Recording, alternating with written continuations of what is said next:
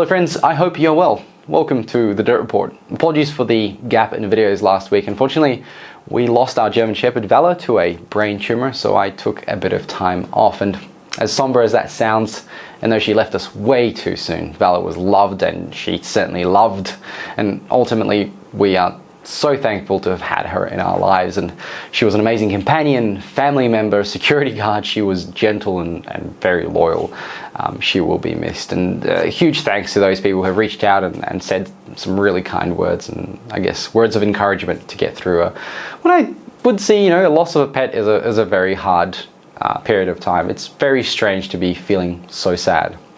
But I've got to continue making videos, so let's jump into some tech and telco news.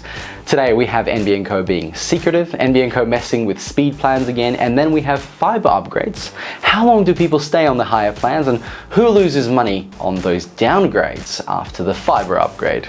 So make sure you like this video if you did, slap that subscribe button, and let's roll the intro to get started.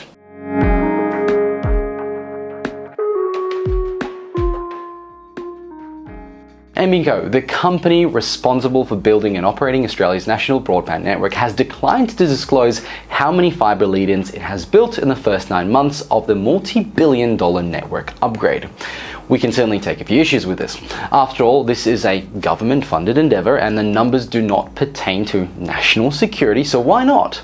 I have a vested interest in tracking how this upgrade is going, and I'm sure many others would like to know the performance of their tax dollars at work. Well, according to the documentation filed with the ACCC this week, links below of course, NBN Co wrote, "We have completed local fibre network builds to enable fibre to the premises connections for approximately 535,000 premises currently served by copper access technologies. Now, building is underway to cover more than 694,000 additional fibre to node premises, with a further 732,000 premises in the design phase, and with a further 707,000 fibre to the curb premises able to upgrade to fibre. This excludes the 1.5 million premises announced for the FTTP overbuild in October 2022, with the local fibre network built for those premises expected to be delivered by the end of 2025. Okay, great. So how many of these fibre connections got their home lead-ins? How many people actually have access to fibre now? That's the important part. That's the part that really kind of matters. Right? Maybe we've been barking up the wrong tree this whole time. Maybe people don't want fibre after all. Who needs fast and reliable internet anyway?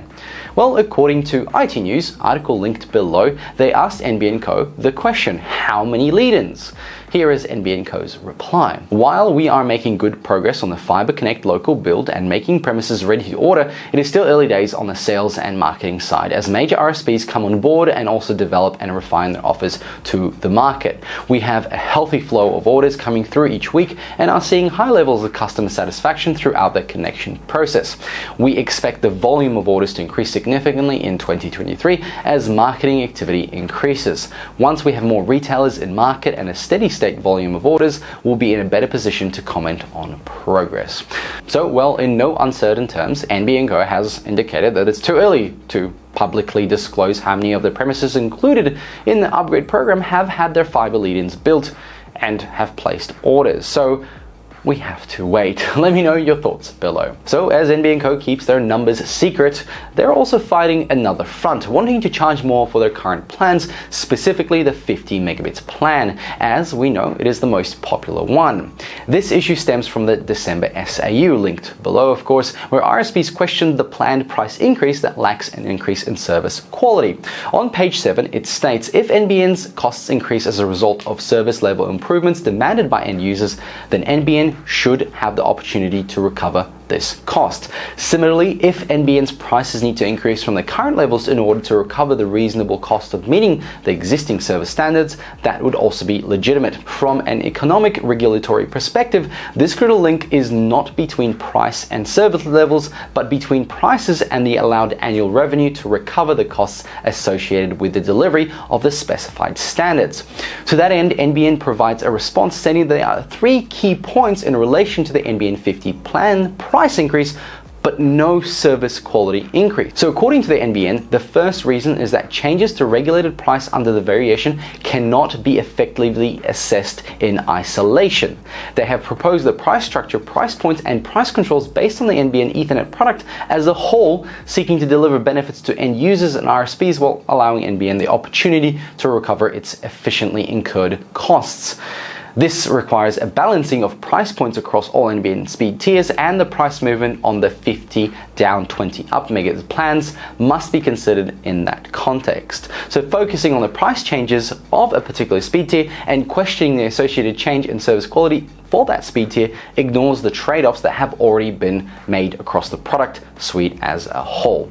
So secondly, if the price quality link was assessed according to isolated speed tiers, it would suggest that NBN should be lowering its service standard commitments in relation to those speed tiers where the maximum price is being downstream network boundary in respect of the relevant premises is not capable of achieving the provisioned profile of 25 megabits and 5 megabits upstream. This is clearly an undesirable outcome for both NBN and the end users. Thirdly, NBN continues to price below its ABBRR, which is the annual building block revenue requirement, and requires the ARPU, the average revenue per unit, to increase to a point where its revenue eventually reaches its annual building block revenue requirements. This was an underlying principle of NBN's initial pricing, and the SEO accepted back in 2013, which was premised on an ARPU being initially driven by the AVC revenue, but growing over time through CVC revenue as usage of the network increased. But we've thrown all that out the window. So basically, if the NBN increases the service quality, it will cost them more, and the price increase just won't hit the bottom line, and they need to hit that bottom line to be able to function.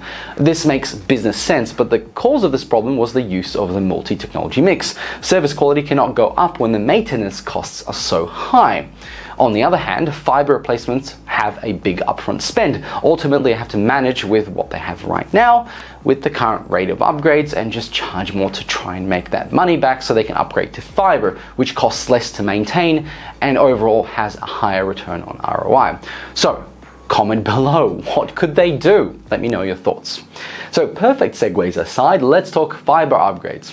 In the December update of the second consultation paper on implementing a varied SAU, NBN Co talks about downgrade events. These are the moments when a user gets upgraded to a fiber and then soon after they reduce their plan speed tier, a downgrade.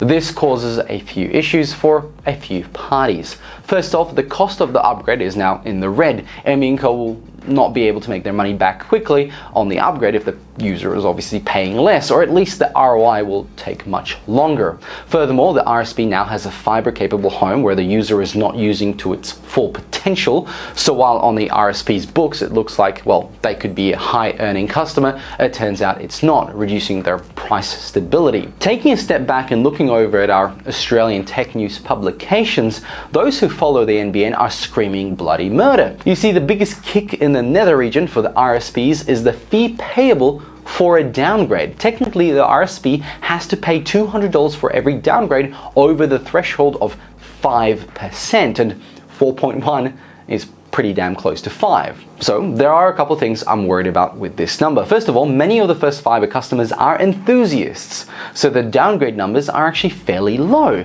But they won't stay that way for long. Then NBN Co has yet to even connect many of the fiber capable homes. They aren't even telling us how many want to order, or how many have even been connected. Well, when the upgrades reach more users, this percentage is going to get higher, much higher. Unfortunately, this is how a majority of the scenarios will play out. Your home has fiber to node and you have terrible speeds. You upgrade to the fiber speed plans, awaiting your fiber upgrade. You get your upgraded and then you downgrade. Overall, you now have better speeds than when you had the fiber to the node connection, but you also have fiber now, but you're not paying that higher fiber speed tier. So yes, the media screaming about this number are technically right. It's bad. It's only going to get worse. And I bet the media will start screaming, see, that's why we don't need fiber. People don't want higher speeds. But what I'm saying is that this is not a number we should be tracking at all. It's a useless measurement because it tells us if a customer is using fiber beyond the limit of copper copper, and that's what, 100 megabits down. So then the downgrade of a high plan is seen as a negative in the sense of media and obviously the way NBN is reporting and the punishment RSPs will get. But what it doesn't tell us is whether the customer is now getting a better performance overall from their previous connection time. To clarify, if I am paying for 50 megabits down and I get 35 because it's fiber to the node and I'm the last house on the street, then I get upgraded to fiber. I can finally get my full 50, but I'm not paying for 150 or 1,000. I'm paying for 50. So let me know your thoughts below. And on that note, we have to end this episode. Thank you very much for watching. Make sure you like this video if you did and tap the subscribe button to support us. Big thanks to those who sent some nice messages about our loss. I really do appreciate it. I certainly did read them all. Thanks and bye.